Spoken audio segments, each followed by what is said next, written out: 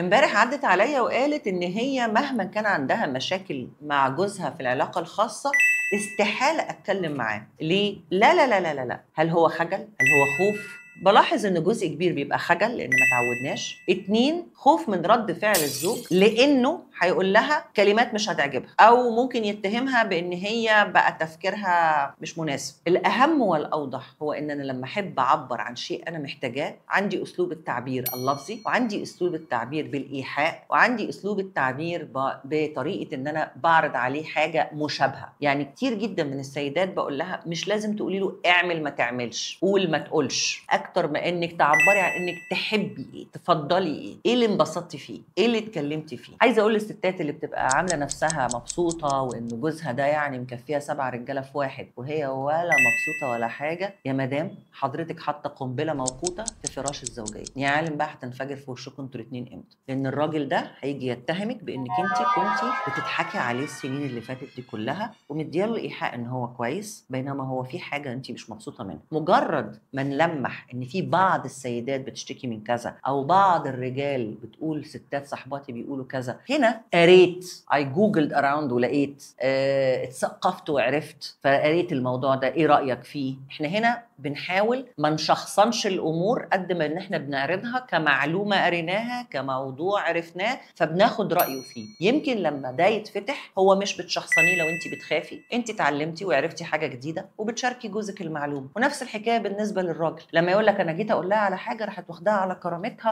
وراحت شاده شعرها وانت مش عاجبك حاجه وانت مش مقدر تعبي مع العيال، يقول لك حاجات كتير. اقول له سيدي الفاضل بلاش انت وانتي لما نكون عايزين نطور في حاجه احنا الاثنين مشتركين فيها، تعال نحطها من منطلق انه هاو اباوت، ايه رايك؟ انا سمعت كذا، انا قريت كذا، ده كان في ارتكل في الحته الفلانيه، ده كان في يوتيوب بيتكلم عن كذا، ايه رايك؟ ومن الراي هنقدر نعرف الطرف الثاني مدى تقبله الى فكره ان احنا نطور او نجدد او نعمل حاجه مختلفه. لو لقينا في قبول يبقى ده علامه جيده، لو لقينا ما فيش قبول والدنيا مقفوله خالص يبقى لازم ان انت تشجعي نفسك انك تتكلمي في انه ايه اللي يرضيني، انا حاسه ان انا لو جربت كذا انا هتبسط، انا حاسه ان انا لو جربت كذا هيبقى شغفي احسن. مش غلط ان انا اقول انا حاسه ان انا محتاجه ايه، احنا دايما بنخاف نقول احنا محتاجين ايه، ممكن يكون من تربيه، من مجتمع، من وات ايفر، في ظروف معينه في الوقت الحالي تخوفني من رد الفعل. لكن لما بقول انا حاسه بكذا محدش يقدر يحجر على احساسي، مش لازم كل احساس يبقى هيترجم بان هو متهم لازم يظبط من ادائه. حاولي بقدر الامكان ان انت لو حاسه انك محتاجه شيء انك تعبري عن احاسيسك، بلاش تكتمي احاسيسك جواكي عشان ما تبقاش قنبله موقوته في الفراش هتنفجر في وشكم انتوا الاثنين في يوم من الايام. من اكتر الحاجات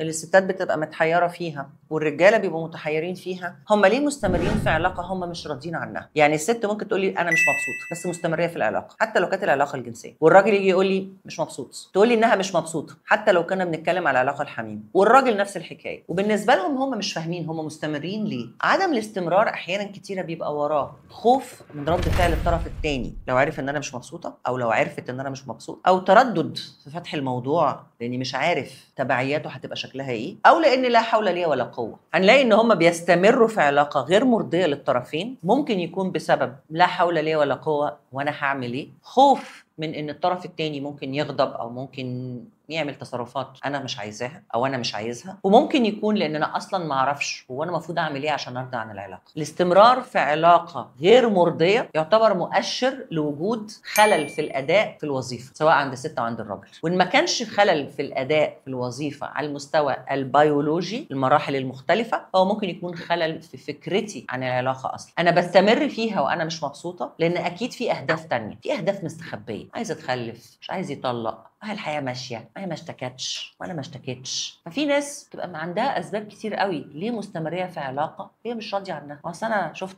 مش هينفع اطلقه، ليه؟ ابويا وامي مش هيوافقوا، انا مش هينفع اسيبه، ليه؟ عشان مش عايزه ارجع بيت اهلي تاني، هو انا اهلي توفوا فهروح اقعد فين؟ اصل انا مش هينفع اسيبها، ليه؟ اصل انا اتعودت عليها، انا مش هينفع اسيبه، ليه؟ عشان خاطر القدره الماديه والمستوى اللي انا عايشه عليه مش هقدر اوفره لنفسي او لاولادي. فتستمر في علاقه حميمه غير مرضيه ليها وبالتبعيه غير مرضيه للطرف الثاني، وهو بيستمر في نفس العلاقه هو مش مبسوط فيها. فعشان كده اسباب عدم الرضا هي اللي بنبحث عنها لما يكونوا مستمرين فيها ومش مبسوطين. ممكن على فكره ساعات بيبقى عدم الانبساط بسبب ديبرشن عند واحد فيهم، هما الاثنين اكتئاب، عشان كده هو مش مبسوط، هو مش مقبل، هو الاداء بتاعه ضعيف، هي موسوسه دايما عايزه اداء بشكل معين، فهو ما مش بيتبسط معاها، بس في نهايه المطاف انا لازم اعمل اللي المفروض اعمله، اللي مفروض انه يتعمل، مفروض انه يتعمل واحنا نبسط نفسنا، مش مفروض انه يتعمل وانا مش مبسوط، لانه على المدى الطويل ده بيكون نوع من انواع العنف بين الاثنين، resentment، نوع من انواع الكره وعدم الرغبه والبعد عن هذا الشيء. فلو مش هقدر اقول لا على الحاجه دي، هيطلع العنف ده في تصرفات يوميه، في انتقادات طول الوقت، في عدم رضا عن الاداء معاهم في الحياه بوجه عام. احنا بنعمل ايه؟ بنلف حوالين المشكله، نخلق مشاكل تانية عشان مش عايزين نواجه نفسنا ونواجه الطرف التاني ونقول احنا مستمرين واحنا مش مبسوطين. فيا ما نستمرش، يا الافضل ندور على عدم انبساطنا جاي منين ونحاول نعالجه.